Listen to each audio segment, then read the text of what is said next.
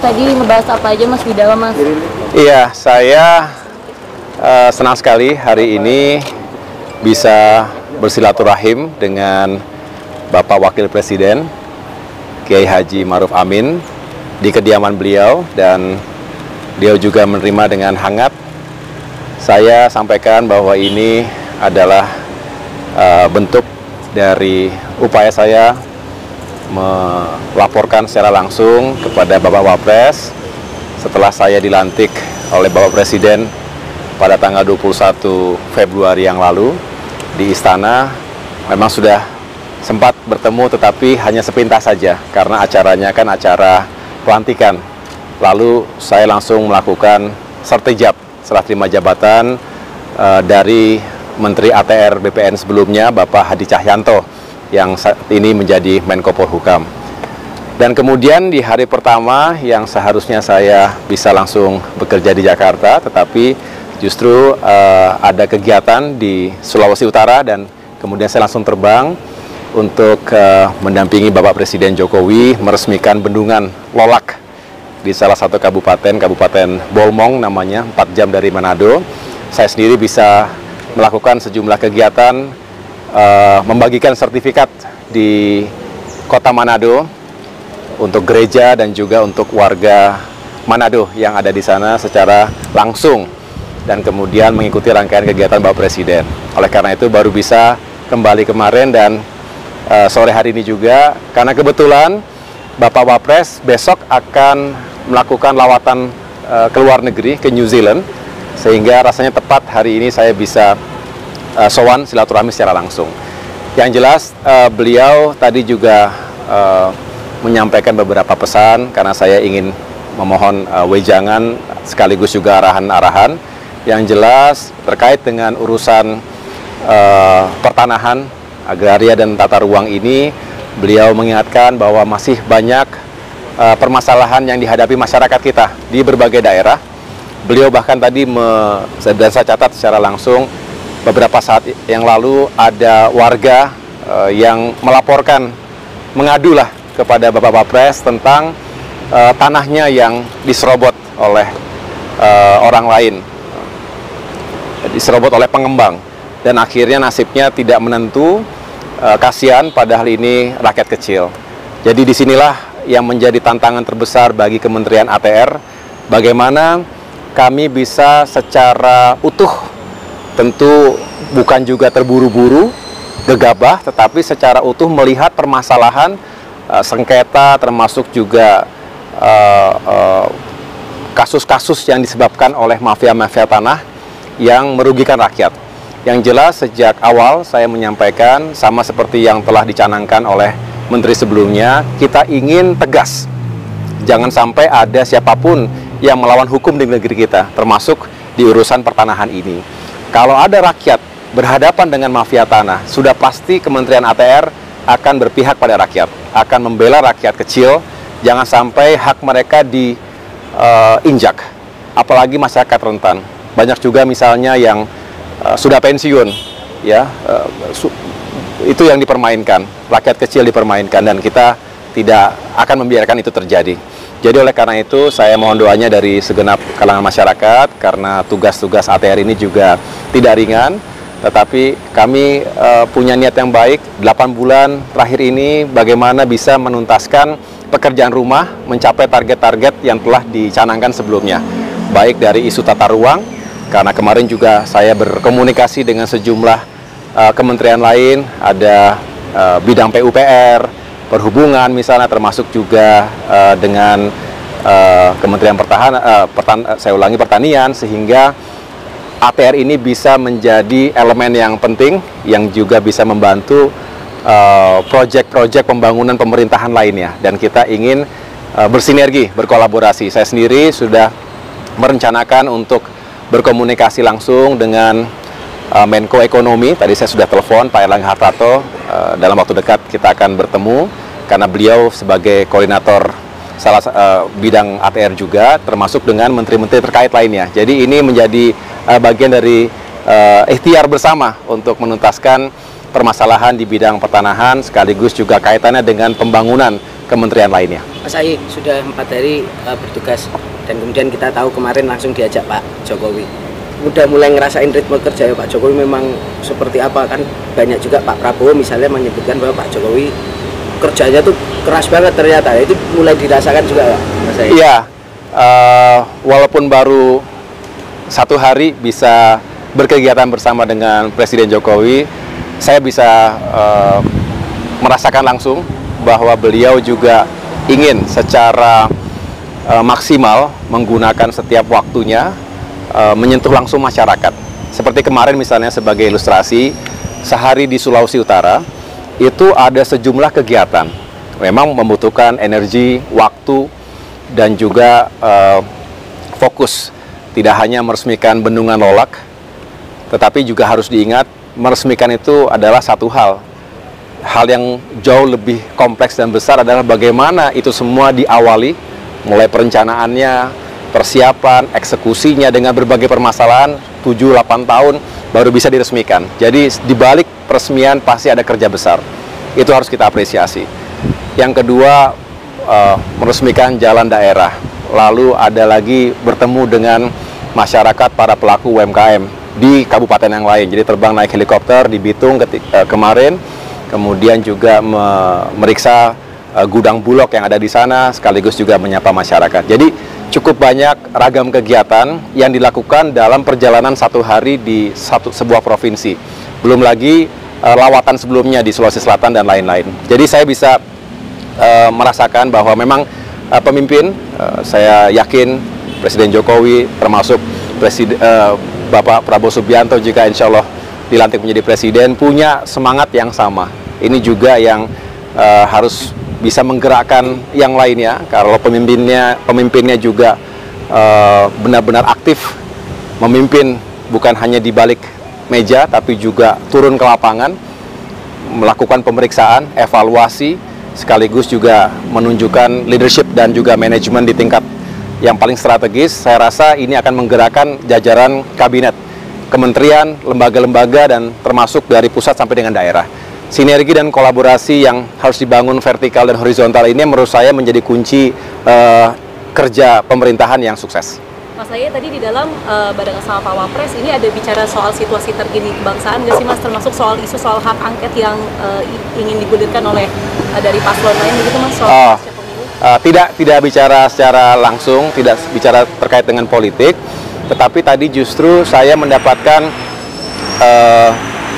wejangan bahwa ada harapan besar dari Bapak Wakil Presiden kita. Beliau mengatakan, saya sebentar lagi berusia 81 tahun.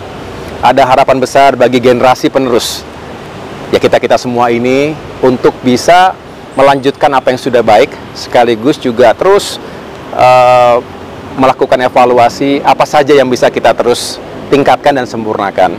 Tadi beliau secara khusus begitu passionate menyampaikan kita harus semakin fokus pada upaya pengentasan kemiskinan misalnya. Bagaimana masyarakat kita ke depan tidak terlalu bersandar pada bantuan pemerintah secara langsung, tapi punya kemandirian karena punya lapangan pekerjaan, punya pekerjaan yang layak maksud saya, termasuk punya kewirausahaan sehingga bisa menjalankan usahanya, khususnya UMKM dengan baik dan punya profit yang juga layak begitu, sehingga pada akhirnya anggaran kita tidak terlalu besar yang habis untuk jaring pengaman sosial, tapi bisa dilakukan pembangunan-pembangunan lainnya yang juga pada akhirnya akan mengenerate pertumbuhan ekonomi. Saya setuju 100% karena itu juga yang Partai Demokrat selama ini perjuangkan, bagaimana masyarakat Indonesia semakin baik kehidupannya. Kemiskinan bisa diturunkan, pengangguran bisa diturunkan, dan akhirnya punya pekerjaan yang layak. Dan penghasilan yang juga lebih baik.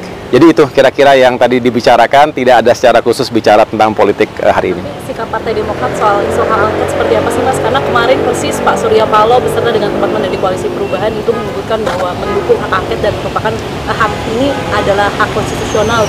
Partai Demokrat sendiri mendukung atau seperti apa? Saya tidak melihat ada urgensi ke sana. Bukan hanya karena Demokrat saat ini adalah bagian dari pemerintahan, tetapi juga saya melihat bahwa walaupun sekali kita menghormati, penghitungan masih berlangsung ya, bagaimanapun kita menunggu secara formal dan resmi oleh KPU, tetapi bisa dilihat secara rasional juga hasil penghitungan sementara terkait dengan Pilpres ini sudah menempatkan pasangan 02 Prabowo Gibran sebagai kandidat yang unggul dan jauh, unggulnya marginnya besar. Jadi tidak bisa saya tidak melihat ada sesuatu yang sangat aneh di situ karena memang jaraknya jauh. Ya, tetapi saya juga sebagai seorang Demokrat menghormati siapapun di negeri kita, partai manapun, tokoh manapun yang ingin menggunakan hak konstitusional, silakan. Tetapi kami dari Partai Demokrat secara tegas mengatakan kami tidak melihat ada kepentingan itu.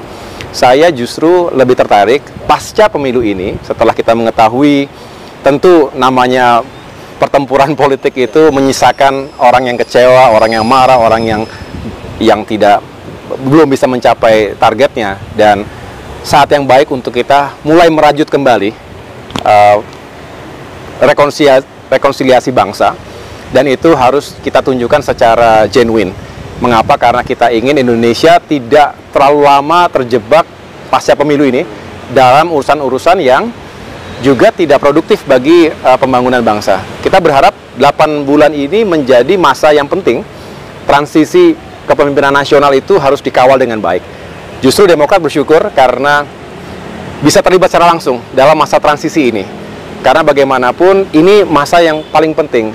Saya tahu pasti Pak Presiden Jokowi telah mempersiapkan langkah-langkahnya sebelum nanti menyerahkan tongkat estafet tersebut kepada Bapak Prabowo, insya Allah ya. Dan sebaliknya Bapak Prabowo juga punya niat yang baik untuk menyiapkan dari sekarang apa saja yang harus segera bisa dilakukan. Ingat, janji kampanye itu untuk ditunaikan, dan ada hal-hal yang bisa segera kita capai, ada quick wins yang harus kita juga tunjukkan kepada masyarakat, tapi juga ada yang sifatnya lebih jangka panjang. Ini juga perlu kita jelaskan karena tidak semua bisa terjadi dalam 1 bulan, 2 bulan, bahkan 1 tahun pertama. Tetapi dengan semangat yang kuat, saya rasa transisi ini bisa berjalan dengan baik, dan pada akhirnya setelah Pak Jokowi, Pak Prabowo siap untuk melanjutkan itu semuanya. Mas Ahy, terakhir untuk soal kemarin ngomong soal rekonsiliasi, kemarin Pak Surya Paloh dan Mas Anies mengucapkan selamat atas jabatan yang sudah diemban. Ini apakah ada tanggapan? Itu yang pertama. Yang kedua, kemudian ketika bicara soal rekonsiliasi, jika nantinya Pak Prabowo ingin menarik katakanlah teman-teman dari parpol koalisi perubahan,